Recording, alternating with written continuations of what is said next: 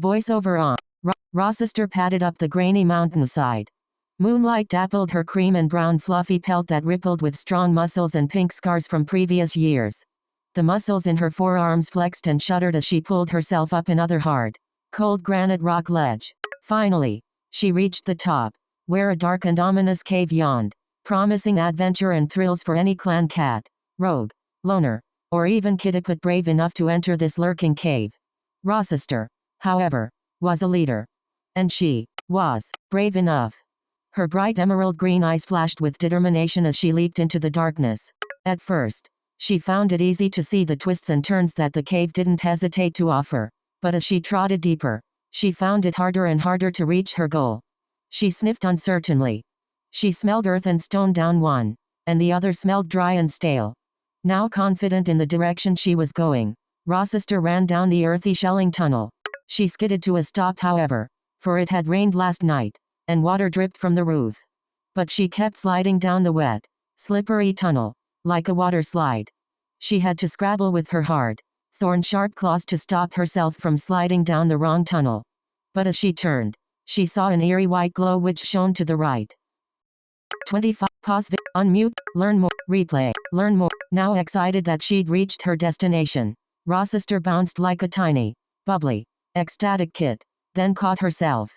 She shook out her fur and walked regally towards the glow, exactly how the most important leader of the most important clan should walk towards the most important piece of clan history.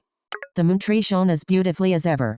Its dark brown branches contrasted wonderfully with the tiny shards of pale bluish-white moonstone that hung from its branches like little pieces of starry pearls. Icy stalactites hung from the ceiling, and soft dark green grass sat still. Stunning white moonflowers dappled the grass, their pollen casting a sweet scent across the cavern. The moonflowers were highly prized, as their ancient petals were the cure to a deadly disease known as blackout. Rochester then realized her jaw had dropped, and she hastily picked it back up. She leaped over the tiny bubbling stream that came from a small waterfall higher up the tunnel.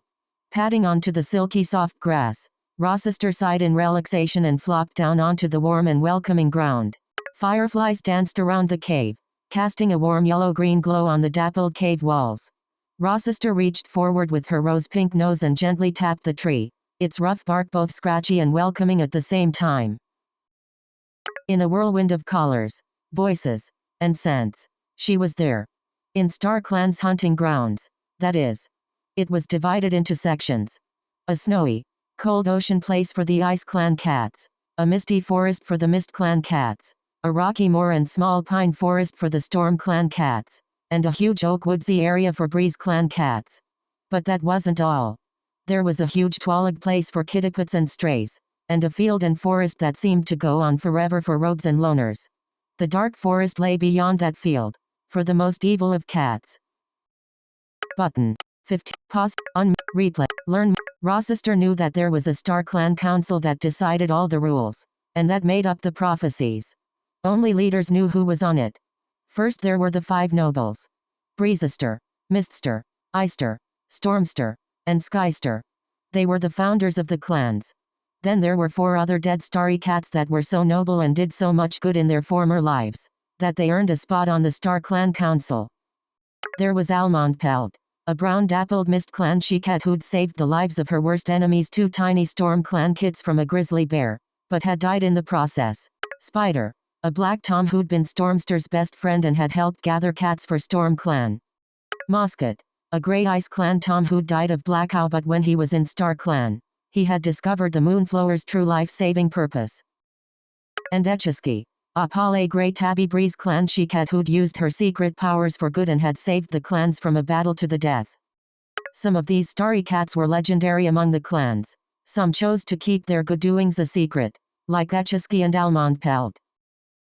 Rochester gazed around the Star Clan territory in wonder. This is where I will go, she thought. 6 more lives. As she was looking around the starry night sky on the top of the clouds, she almost bumped into an elegant jet-black cat. Rochester jumped back and fumbled an excuse. I'm so sorry, I didn't see you there. I was just. The cat cut her off with a wave of her paw. Rochester then looked up to see who it was. Her green gaze met the other she-cat's electric blue one. Rochester gasped in shock. only now realizing the name of the regal she-cat who she'd only just now bumped into. Be Breezester. It's an honor, Rochester stammered, then flushed, embarrassed at her own nervousness.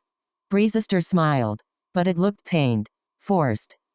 Rochester, I am here to deliver a prophecy. The starry black she-cat meowed. Rochester nodded, trying to look regal and mature, when in reality she was dying to hear the prophecy. Breezester's voice suddenly grew louder and deeper, like it wasn't coming from her, but echoing from the surrounding woods, and the grassy ground, and from the clear blue streams and starry night sky. Breezester, or maybe it was the whole of Star Clan, Rochester wasn't sure, spoke the words that would change the clans forever. While an enemy rises ready to fight, 5 cats will be born from the light. The first like a bird, riding the breeze. The second quiet like misty trees. The third is like ice, beautiful and bright. The fourth storms through, like a light. To find the fifth, look to the east, then all 5 cats will bring the peace. Voiceover off.